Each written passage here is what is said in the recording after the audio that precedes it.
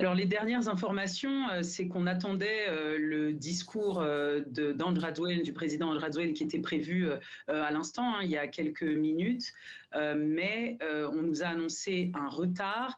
Les informations eu, c'est que le CAPSAT, hein, donc ce contingent militaire qui a décidé de ne plus obéir aux ordres et qui a nommé son propre chef d'état-major, s'est rendu à la radio et télé nationale malgache tout à l'heure. Et donc c'est peut-être ça qui n'a pas permis au président Rajoelina de s'exprimer. Ce que l'on a appris aussi ce lundi, c'est qu'un décret de la présidence a permis une remise totale de peine pour 8 prisonniers.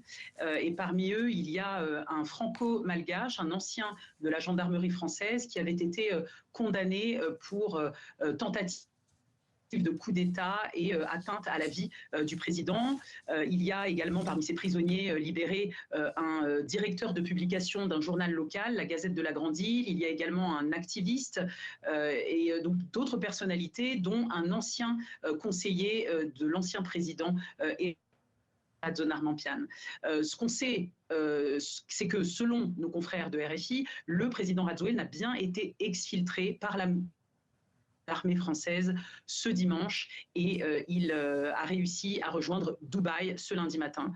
Il a quitté le palais présidentiel avec sa famille, selon le média Africa Intelligence.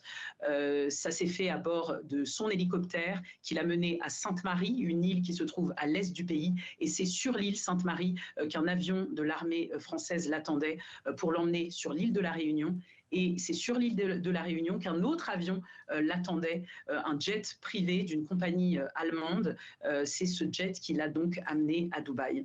Voilà ce qu'on peut dire à l'heure où je vous parle.